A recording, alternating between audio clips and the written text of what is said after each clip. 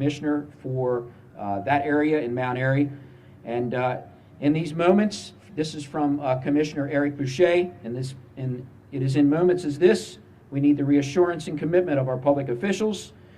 Though the news before us is a shock so close to home amongst loved ones, I can confidently say that all the latest in medical procedures and protocol are being executed for the safety of our community. State resources and personnel from the Department of Health are working closely with local officials to contain the infection within the facility. We need to give a huge shout out to all that have been involved, and you'll hear from a couple of these folks in a moment. We have emergency medical personnel that have been on the scene and transporting these individuals. All of them have been in from day one, the first minute that this went down, in the proper personal protective equipment. So we are applauding all of our ambulance and fire folks for doing that too. Need to give a shout out to two of my team members in fire and EMS here, Eddie Ruck and David Coe. Both are representatives of the Carroll County Volunteer Emergency Services Association, and they have been instrumental in making sure we get through this as well. I'm pleased to have with me here this afternoon law enforcement also, who has been all in with this. I have my major of the Sheriff's Department, Major Rich Hart, and my lieutenant of the local Maryland State Police Barrack, Lieutenant Rebecca Bosley, who has a message at this time. Lieutenant? Good afternoon, everybody. I'm Rebecca Bosley. I'm the commander of the Maryland State Police Barrack in Westminster. For everybody's information, this is a multi-jurisdictional effort. We have a great partnership with all local police agencies, to include the Carroll County Sheriff's Office. The area where this outbreak occurred is in the jurisdiction of the Maryland State Police. With that being said, I want to explain to everybody that we will enforce Governor Hogan's executive order. We're asking everybody to calm down and to realize that this is a private property, and that anybody trespassing on this property will be arrested for trespassing unless they are duly allowed to be on the property. We're asking for everyone's cooperation, and we're asking for everyone to have an understanding as this goes forward. I, along with Major Hart in the Sheriff's Office and Mount Airy Police Department, are out at this location and ensuring the safety is taken and the precautions are taken to ensure the public is not interfering and that they are also safe. If we could all expect that, and we can all agree to that, and have an understanding that we don't need anybody encroaching on this property, that would be appreciated. The Sheriff's Office and I stand together in this message to have an understanding that we will not allow trespassers to go onto the nursing home's property. Thank you. Thank you. And now let's get to the details. I am blessed as the leader of the county to have such tremendous people behind me in order to get through this unfortunate circumstance. And the first person I want you to hear from is an amazing individual who I don't think has slept in about a week now. But I'd like to introduce my Carroll County Health Department officer, Mr. Ed Singer. Thanks, Commissioner. And I want to just, thank law enforcement for what they're doing. The one thing that I'd emphasize is I don't understand why anybody would want to be down there at the property right now. We're trying to isolate folks who are in that facility because there are quite a number of people who are sick, and they need to be taken care of. But there'd be no reason for anybody who's not providing a delivery or providing a service there on that property to be there. So from a health standpoint, there's not any sense in anybody being out there. So the facility's Pleasant View Nursing Home that's in Mount Airy. I think many people are already aware of that. It's a comprehensive care facility with 104 beds. We had 2 positive cases reported on March the 27th, and 64 additional cases were reported on March the 28th. There are a total of 66 residents that had tested positive for the COVID-19 virus, and I don't think it's extremely unusual to see something like this when it's unknown to spread through a nursing home this way. We're awaiting additional results for the remaining residents and symptomatic staff. There are 11 people who are hospitalized, some at Carroll Hospital, some at Frederick. One of the residents, a man in his 90s, unfortunately, last night was our first death. This man in his 90s passed away yesterday evening. He had a lot of underlying health conditions.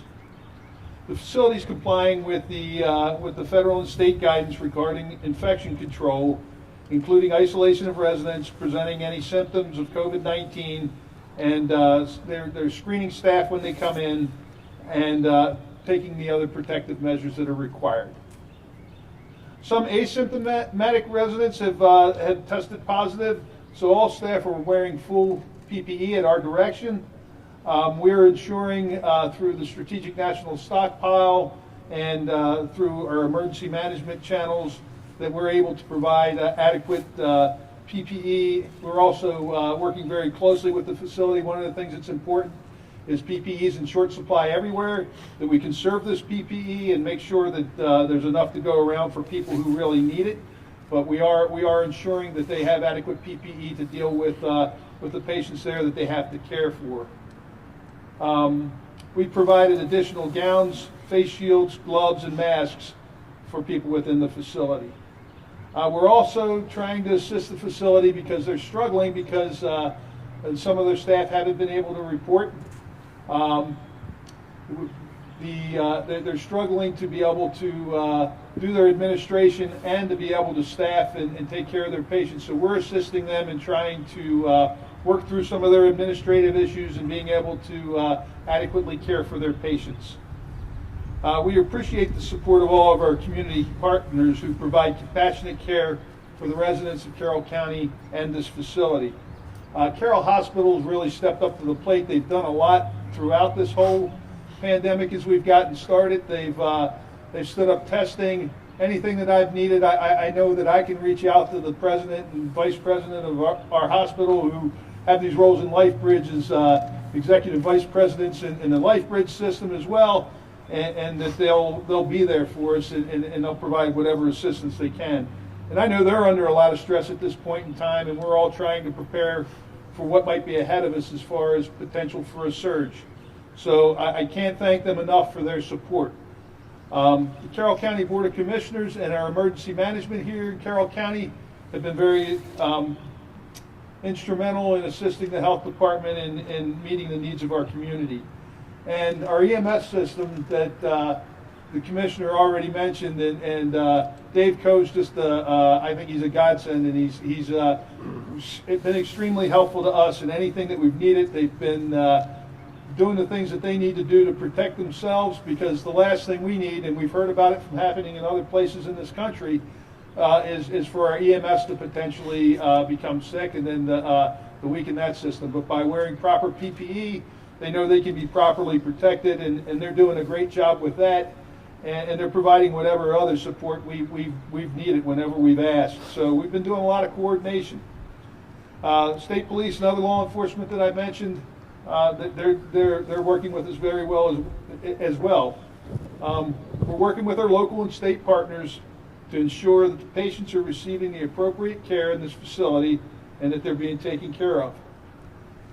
So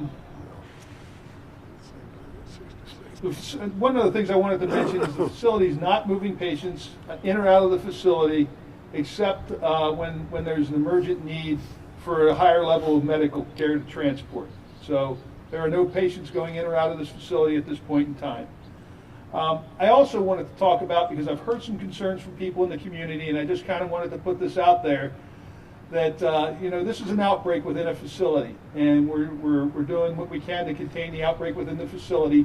But there's really nothing more other than what the governor's talked about with everybody in the community about social distancing, following those types of protocols, and staying at home, that we would want to do any differently here in this part of the county than any other part of the county. So this is relatively contained, as an outbreak within a facility. It's not something that the community should be overly alarmed about, and we're doing everything that we can to address it. So thank you all for your time, and I'll turn it back over to the commissioner. Thank you.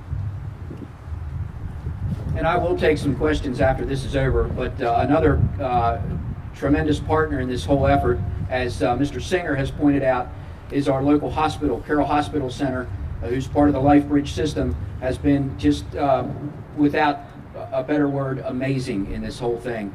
At this point, I would like to introduce, and she's got a lot of titles, so she's the executive director, the president, the vice president, and she's the face of Carroll Hospital Center, Leslie Simmons. Thank you all. It is indeed humbling to be here this afternoon together. Carroll Hospital and LifeBridge Health has been in constant communication with the county health department, our amazing partners, and Pleasant View Nursing Home. We are working desperately to try to coordinate all that they need for their residents. We have been providing staff support, supplies, anything necessary to try to help them provide the care, as well as continue to try to prepare ourselves for any influx in patients that we may have at Carroll Hospital. Our goal is absolutely, without a doubt, to stop the spread of the virus and to protect the members of our community and provide the best possible care that we can for our community. I have to tell you, I am so grateful to be a part of this team and a part of this county that rallies together to support one another and provide for this community. I'm also exceedingly grateful for the caregivers that proudly and preparedly take care of the patients that are coming to our facilities to seek help. So what I would ask of you is to please be mindful of our current guidelines. Please continue to have good social distancing, stay home so we can stop the spread of this virus. I will let you know that we are under the current guidelines for COVID-19 testing, and if you need to seek care for respiratory symptoms, here is what I would advise you to do. If you have no symptoms, you do not need to be tested. If you have mild symptoms, you should stay home and monitor your symptoms. You do not need to be tested. If in fact your symptoms worsen, contact your healthcare provider who can help you decide if you do need testing. If your symptoms worsen, or if you are age over 65, have other medical issues, or you're immune compromised, call your healthcare provider. Even if your illness seems mild, you are at a higher risk of severe illness from COVID-19, and your health provider will help you decide if you need testing. And of course, without a doubt, if your symptoms become severe or you have trouble breathing, seek immediate medical care. If you think you have been in contact with someone with COVID-19 and now have symptoms, contact your healthcare professional for guidance, and make sure you get your information from reliable sources. There's a lot of information out there. Our health department, our Carroll County Health Department, is prepared to respond to your questions. They have the COVID-19 call center. It's currently open 7 days a week, 8 a.m. to 5 p.m. The number 410-871-4848. Thank you. Oh, excuse me. Repeat it, please, 410-876-4848. Again, 410-876-4848. Thank you. Okay, on behalf of my colleagues, Commissioners Weaver, Frazier, Boucher, and Rothstein, who are all in this with me, we can't say enough. Look, this is a novel virus, one with no cure, no vaccine, highly contagious, and let's be clear, it's deadly. As you've heard from Ed and Leslie, you have got to make sure that you are doing your social distancing. I've had reports from around the county, from some of our bigger box stores, where aisles were packed with people. I'm just not sure what folks are not understanding about this deadly pandemic. You have got to make sure that you are protecting not only yourself, but when you go home, your family, your moms and dads, your grandparents, your kids, your neighbors. Please, we can't say it enough, and Governor Hogan has said it more than he wanted to say it, and we're supporting, again, everything that he's doing. You have got to make sure that you are only going out when you have to.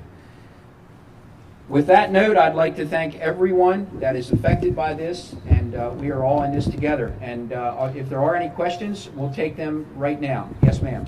Hi, Julia Bacano with CBS News. You said 66 positive cases. Does that include residents and staff, or solely residents? Okay, it's a question about residents and staff and the positive test. Ed, you want to take that one? So at this point, 66 positive cases that are reporting are all patients, residents of the nursing facility. We're not aware of any positive tests for any of the staff.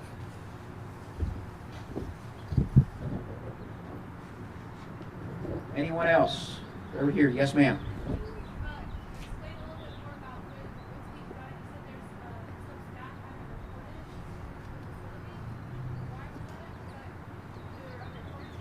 Sure. Ed, this is a question about staffing at the facility. Is that correct? Ed, you want to take that one? So I can only make assumptions. People are afraid at this point in time, and the question is about staffing at the facility and why staff aren't showing up. I'm certain that some people are afraid. We have 66 infected individuals who are or were at the nursing home. Some of these have been transported to the hospital at this point in time.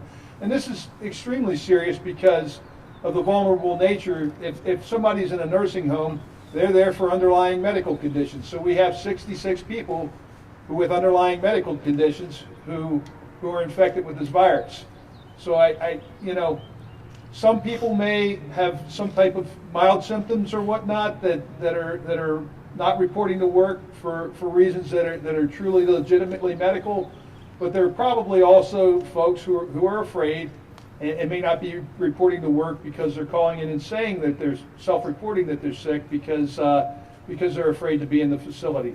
Now we've been working really hard, and I'd encourage folks, we've been working really hard to try to find support for the nursing home. We've reached out to the temp agencies and things of that nature to make sure that they have adequately staffed nursing support and nursing assistant support. Maryland Responds is still out there, and we've been trying to pull on members of Maryland Responds.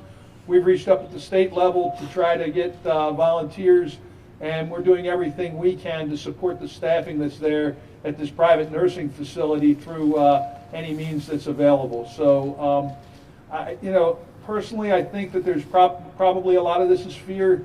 I don't know that I can't tell you numbers that are or aren't really sick. The bottom line is, though, we certainly don't want people who are sick coming into work anywhere, and so we have to take people's word for it, and the facilities having to figure out how to deal with their staffing shortages. Okay. Yes, ma'am. Is there any particular reason why the 11 patients were transported to 2 separate hospitals? Which one of you want that one? That question is in reference to the transport of patients to various facilities. Yes. Leslie. Yes, so we actually had patients transported to 2 facilities last night, and actually the day before. And when you're transporting patients and you have a high volume like that, you're trying to get them to the closest hospital, but also spread it out as we try to manage the surge.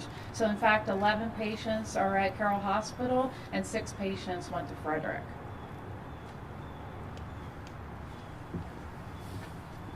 Yes, ma'am. I know prior to the outbreak that the facility was putting in preventative measures to curb the spread of the virus. After the 2 cases were confirmed positive on the 27th, were there any other measures implemented to prevent a further outbreak?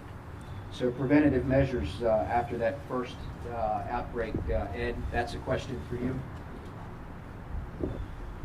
So and I can't remember what day it is right now. So the question is were further measures put into place? And you know, to the best of our knowledge, the facility was doing everything they were supposed to be doing up front. We actually went down and made a site visit after we had our first positives because we wanted to go down and kind of put an eye on what they were doing from an infection control standpoint and whether there were any things we thought they could do to improve. And we generally found that the facility was doing most everything they were supposed to be doing. We had a couple of minor suggestions for them. Again, comes back to the most difficult thing is for them to maintain their staffing. So they've actually increased since the outbreak was detected. We've increased their level of PPE. I reached out to them and I advised them that they needed to be wearing full PPE. They had been wearing N95 masks, but they weren't in full gown and face protection and gloves at all times. But because of the number of cases that we have in the facility, we thought that it was prudent that everybody, including everybody from the folks who are working in dietary to the maintenance folks to anybody that was going to be working within that facility, be protected so that they didn't potentially become infected and not be able to continue to provide the critical services that they need to support these patients in this difficult situation. Thank you.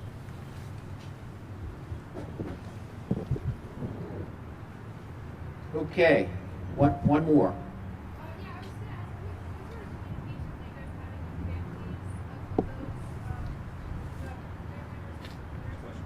Communications with the families of those affected.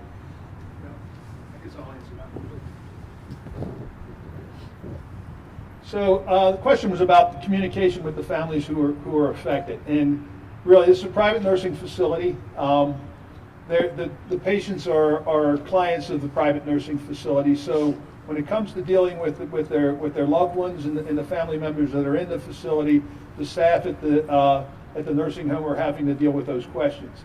Now, they're under a lot of stress right now, and I know families have a lot of questions. I would really encourage people to minimize the amount of calls that they're making to the facility itself.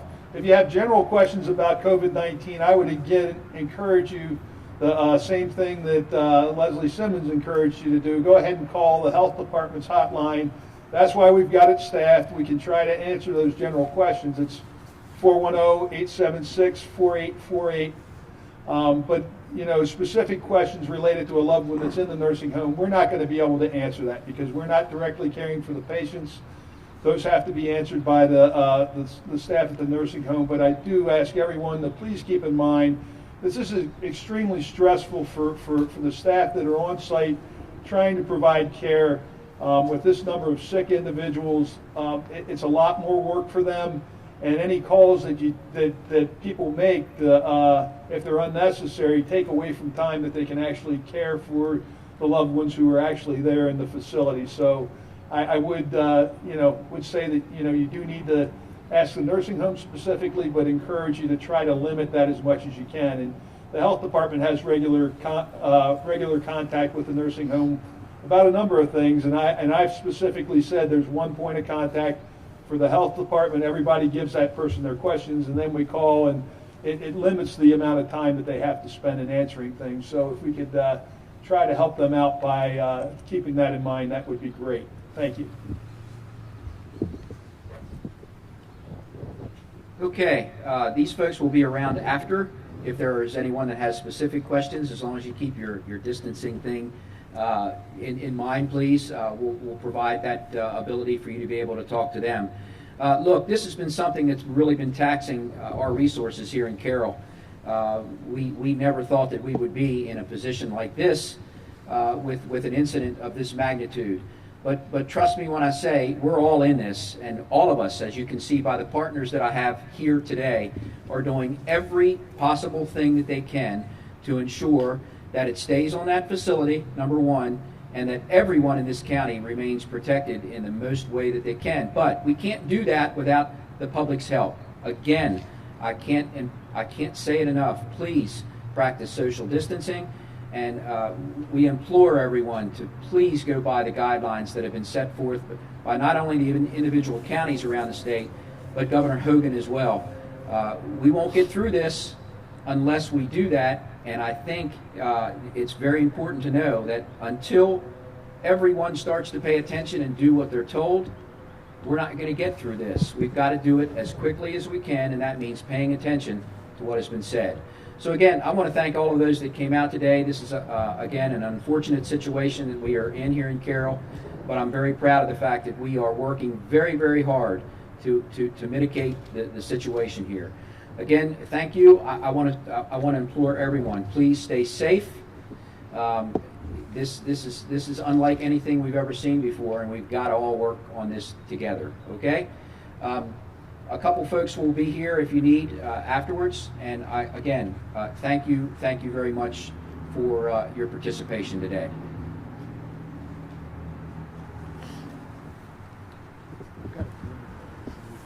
I'm sorry? I said I have a Okay. I think Who wants to go get their mic I think first? All my questions are answered. If anybody has questions for any of these specific folks, we can meet down here. I do have one question, but it can be optional, so don't worry about it.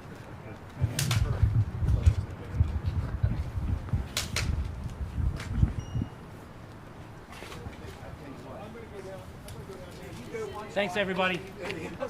spelling of that spoke on a piece of paper. There is a news release that